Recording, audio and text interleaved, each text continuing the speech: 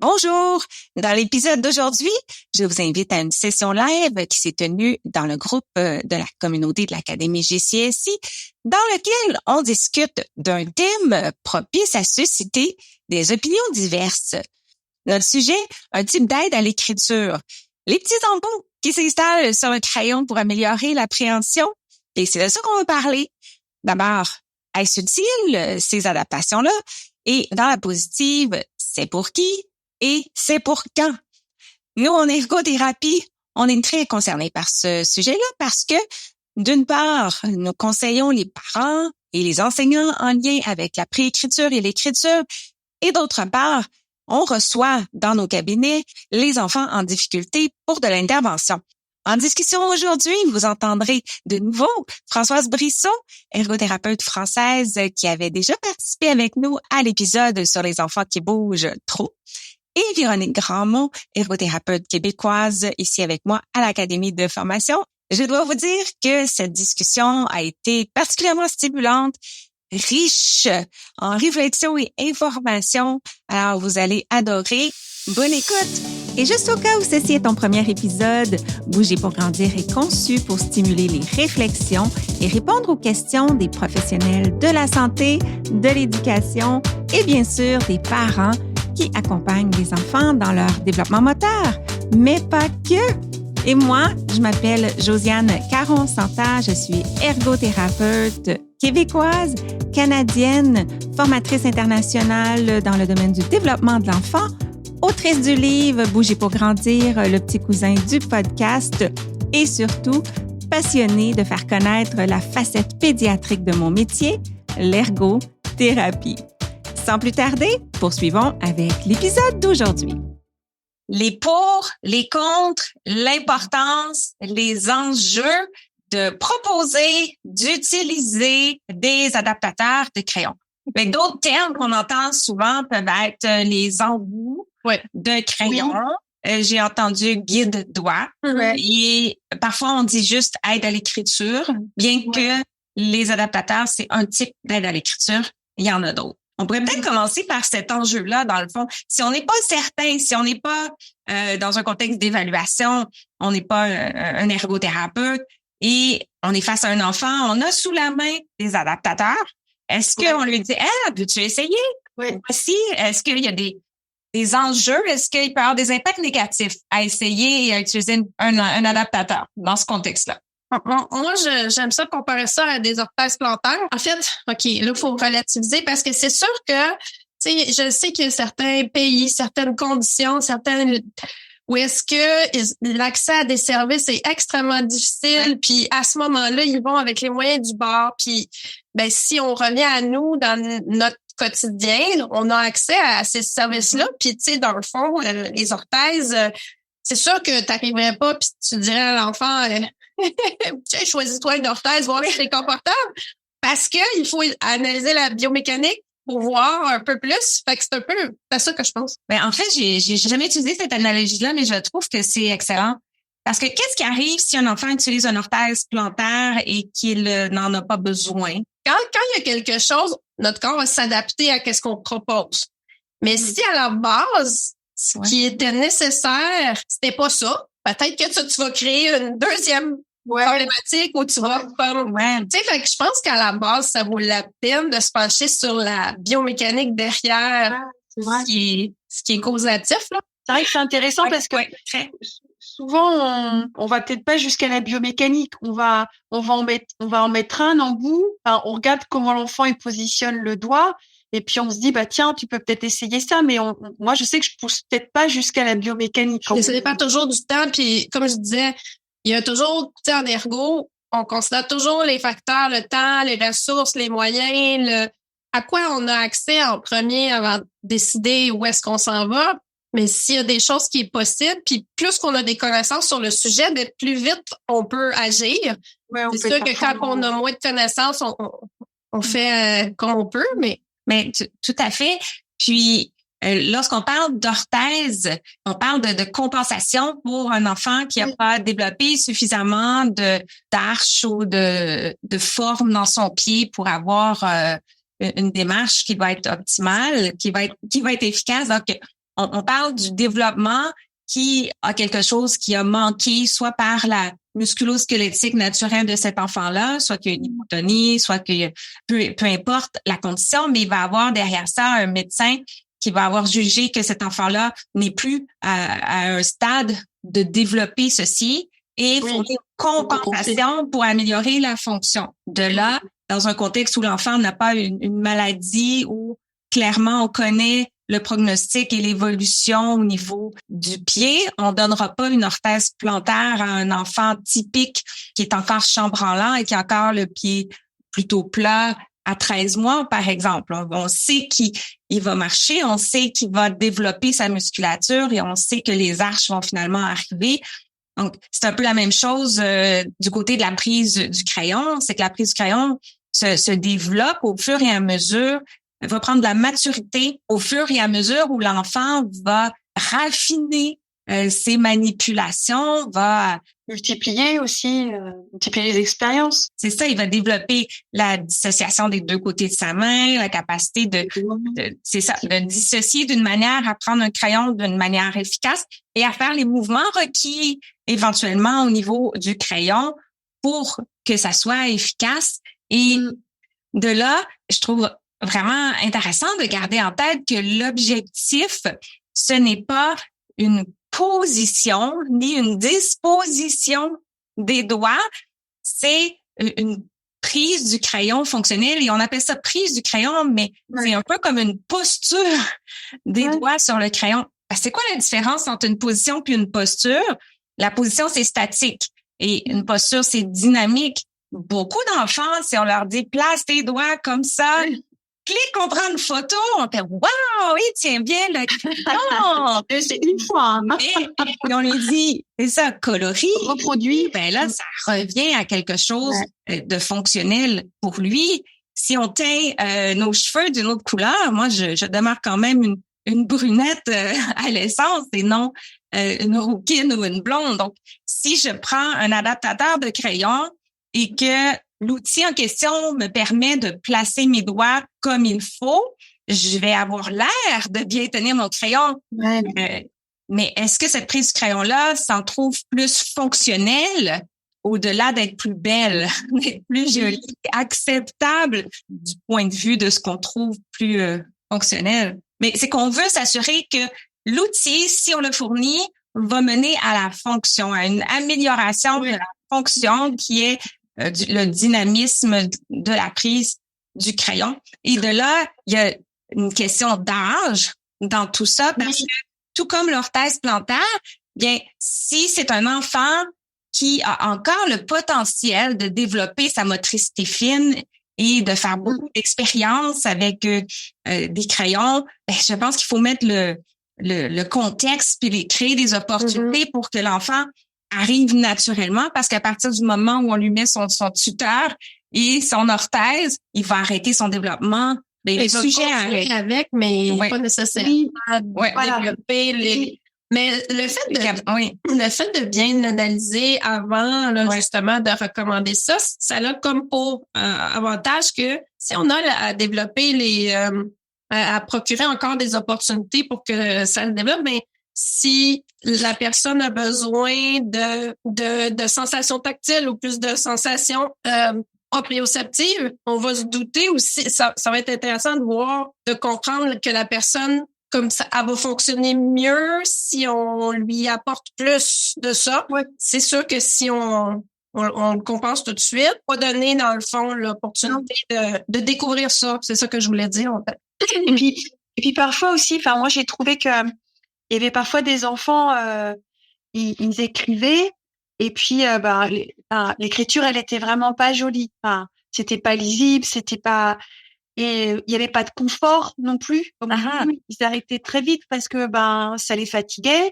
On pouvait proposer soit un crayon plus grossi ou l'adaptation. Du coup, ils se rendaient compte que l'écriture était plus jolie, plus lisible et plus confortable. Et moi, je trouvais que du coup, ça permettait aussi d'entrer en matière pour pouvoir travailler d'autres exercices.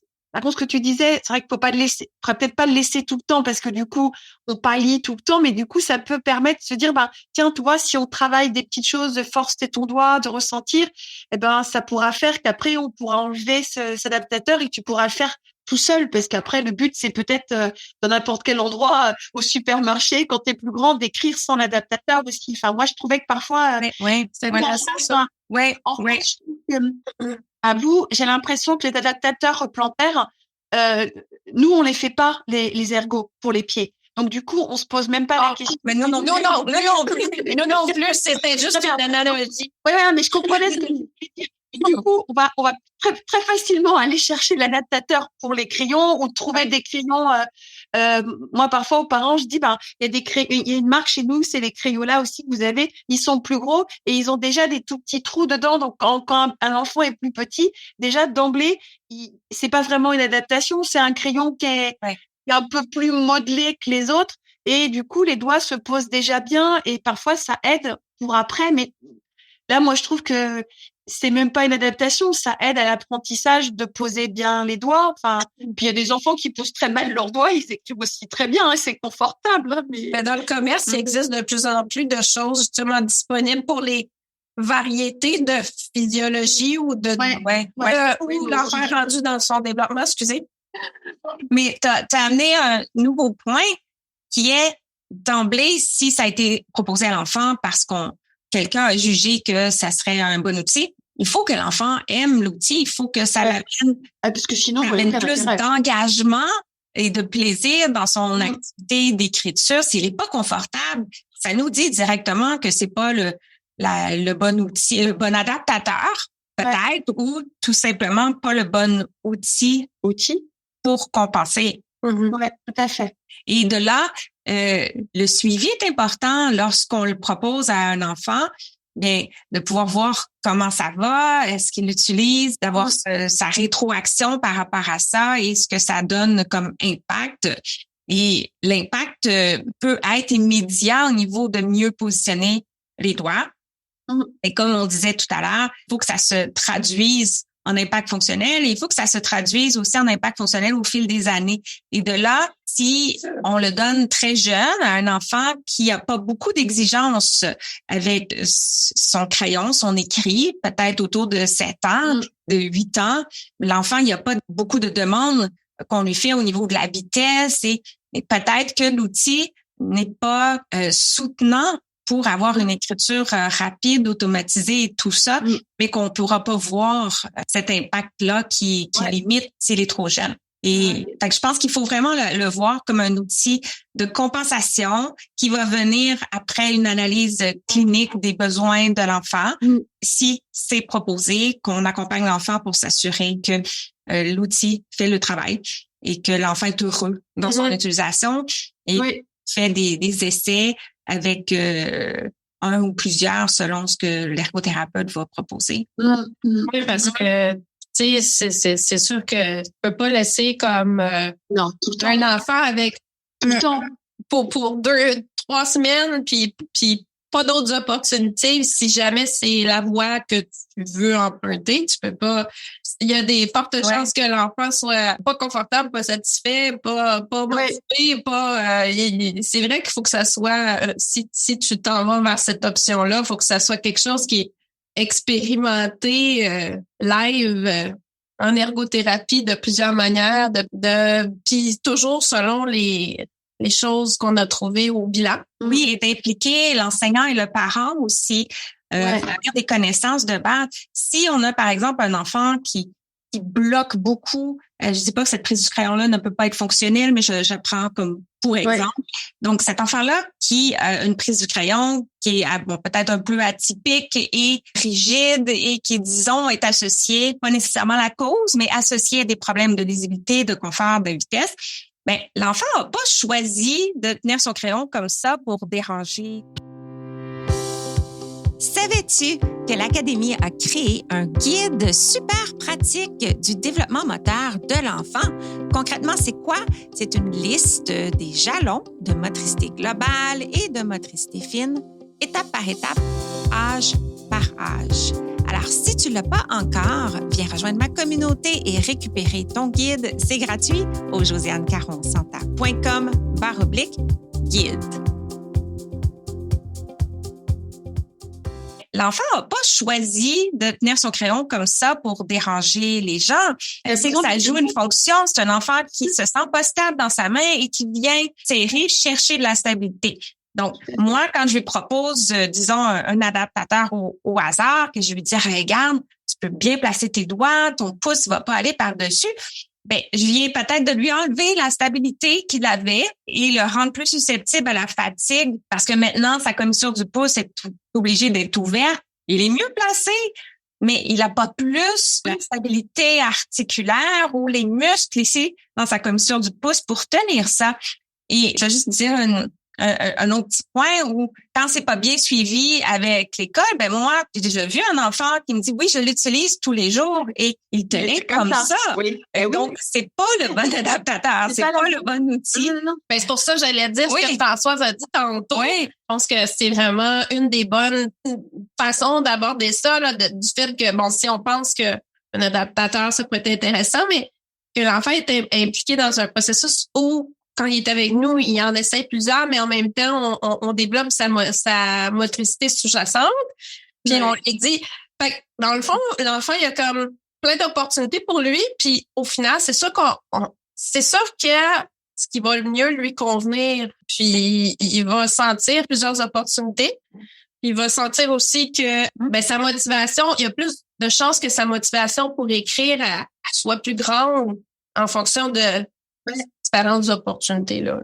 Et puis parfois en fait du coup je trouve qu'on reste pas ciblé que sur pas le problème mais la difficulté de l'écriture parce que ça va pouvoir l'aider si on travaille les doigts pour enfiler des boutons, pour enfiler les perles et puis du coup on va pas je trouve que se focaliser sur l'écriture parfois ça peut moi des fois il y a eu des enfants qui disaient c'est bon quoi, j'arrête et puis alors qu'on a vu en travaillant autrement, du coup il a renforcé sa position de doigt, le faire autrement et puis il a grandi aussi, il a maturé, ça dépend toujours des objectifs que vous avez dans votre temps d'intervention parce que c'est sûr que au final, nous, les ergots, on voudrait aider partout.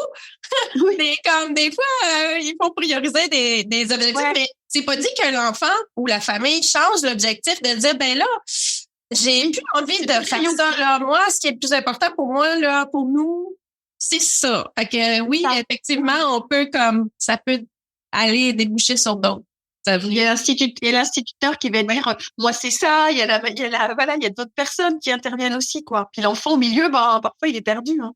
Oui, mais tout à fait. Je trouve qu'on a eu une bonne discussion et en résumé, si on dit les pour, les contre, l'importance, les enjeux, est-ce qu'on est pour ou on est contre? Ça dépend vraiment de l'enfant en fait, ce que ça dépend. Et c'est vrai qu'il faut. Par contre, ça me fait plus réfléchir de se dire que oui, mais quoi, on peut lui mettre, ça lui apporte quelque chose, et puis après peut-être de travailler sur une sorte de sevrage pour qu'on voit qu'est-ce qui pourrait faire qu'à petit à petit il va apprendre à le faire. Parce que le but aussi, c'est que quand il va être plus grand, qu'il n'en ait pas toujours besoin. Alors parfois ils ont toujours besoin, mais je trouve que ça va dépendre tellement de l'enfant et de tout ce que tu disais, quoi, la physiologie, tout ça, c'est hyper important de prendre en compte. On ne sait jamais non plus. Peut-être que dans le fond, on va entamer une rééducation, puis ça l'aboutit pas, ou on atteint un plafond, ou ouais. Et là, on va dire, oui, il a besoin toujours des techniques, en fait. Il y a peut-être des enfants, on va toujours dire, moi, j'appelle ça les prises magiques, en fait. Quand on leur dit, il faut que ta prise, pour qu'elle soit efficiente, on les appelle les prises magiques dans les 3 doigts. Et parfois, il y a des enfants, il faut des mois et des mois pour qu'elles soient efficientes, mais aussi bien pour tenir le crayon que de tenir, tous les petits objets au quotidien qui fait que, tout ne tombe pas par terre quand ils font quelque chose aussi. Si on se centre sur les aspects fonctionnels aussi, parce que l'enfant, il est lisible, il écrit ça assez vite, il peut faire qu'est-ce qu'on lui demande à l'école. C'est toujours les points clés en ergo. Oui, c'est ça. Il peut très bien, lui, s'y retrouver à écrire comme ça. Et qu'est-ce qu'on va aller tout chambouler son petite organisation alors qu'il y arrive très bien et que c'est pas une belle prise, mais elle est fonctionnelle en fait aussi. C'est ça. Et je voulais amener en terminant un dernier point qu'on n'a pas soulevé, qui est l'utilisation temporaire en contexte d'intervention. On a parlé de l'utilisation en contexte de compensation, quand on pense que l'enfant n'a pas l'habilité de développer une prise plus fonctionnelle naturellement avec un soutien rééducatif. Mais ça peut être intéressant en contexte d'intervention temporaire lorsqu'il s'agit de briser une habitude de prise du crayon, parce que ce qu'on on a eu souvent comme expérience, c'est un enfant qui est un petit peu plus vieux, qui a développé une prise moins fonctionnelle parce qu'il manquait d'habileté, mais après qu'il a été pris en charge et qu'il a développé sa motricité fine, il a maintenant suffisamment de dissociation et de force dans les muscles de sa main pour opter pour une prise mature, mais ça fait longtemps qu'il écrit, donc son habitude de prise du crayon revient aux anciennes habitudes. Donc, et c'est ça, c'est une grande marche de dire passe de ceci à, par exemple, ceci.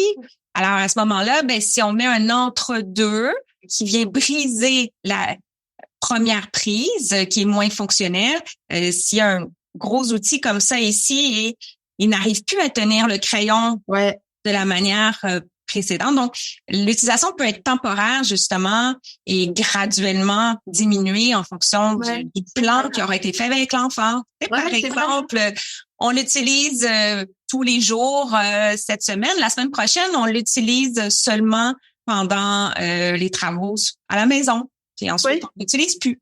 Quelque chose comme ça. Ou durant les sessions avec l'ergothérapeute. Oui, c'est ça. C'est une autre forme d'utilisation, mais ça en revient que ce qui est à préconiser, c'est qu'un ergothérapeute soit impliqué dans la décision de le proposer et dans le choix de l'adaptateur et dans paramètres d'utilisation. Moi, je pense... l'éducation des gens. Et c'est vrai l'entourage de l'enfant et de l'enfant aussi. Dans une classe, c'est une mauvaise idée de mettre un pot avec plein, comme tu as, quoi. Dans une classe, c'est une très mauvaise idée de mettre ça en disant, tu choisis ce que tu veux. Non, c'est pas comme choisir un crayon. C'est vraiment bien d'accord. C'est pas la place pour faire les expériences parce qu'il va peut-être ralentir sur ce qu'il y a à faire ou que ce soit. Bref, non, c'est ça, Mais on revient dans les magasins, c'est proposé comme ça, mais sans explication. Enfin, moi, je sais pas comment vous, c'est au Canada, mais nous, c'est dans les boutiques où les spécialités scolaires. Et t'as un grand plateau là, puis t'as plein de trucs, mais c'est pas marqué. Y a pas plus d'explications. Il y a des parents qui vont en prendre parce qu'il y a la couleur qui est fun. Et puis du coup, ça va peut-être pénaliser l'écriture en fait au final. Je sais pas quoi répondre à ça. Nous autres aussi, il y a certains commerces qui peuvent en avoir, mais généralement, ils disent « Ah, mon ergo m'a suggéré, blablabla, avez-vous? » Fait que dans le fond, ces commerces-là sont habitués à recevoir des gens qui ont eu des recommandations. Contre nous, en France, il y a vraiment des endroits... nous, c'est une boutique, en fait, où c'est les instituteurs et les professeurs donc, il y a tous les crayons, les trous, et t'as vraiment, un moment, un gros pot, là, avec plein d'adaptateurs. Et mais comment c'est choisi? Oui, mais je pense que c'est comme ça pour plusieurs choses dans la société.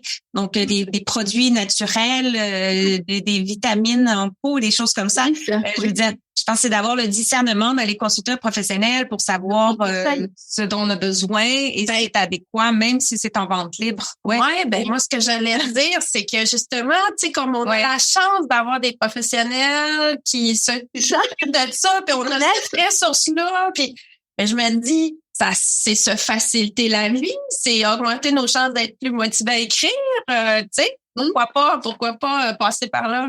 Plutôt que de faire essai-erreur qui sera peut-être pas satisfaisant au bout du compte. Mais il y a quand même un risque si on propose l'outil à l'enfant sans être certain et sans l'accompagner correctement, ou on peut diminuer son engagement, diminuer son intérêt.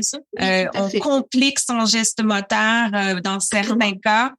On distrait toute sa planification motrice parce que c'est une nouvelle texture, c'est une nouvelle forme. Nouvel positionnement, tout. Exactement. Donc, il y a un risque de mauvaise utilisation. Donc, non, le pot au plein. C'est pas non.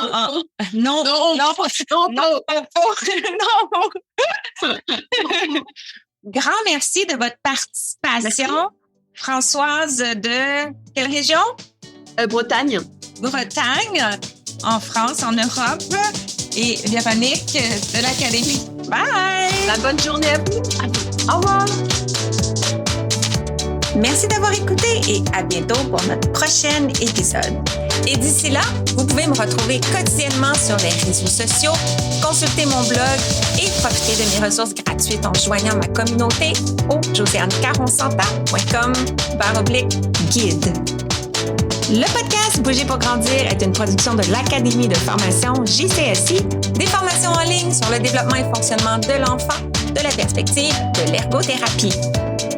C'est tout pour cet épisode et sur ce, je vous dis à très très bientôt pour continuer à parler d'ergo. Bye!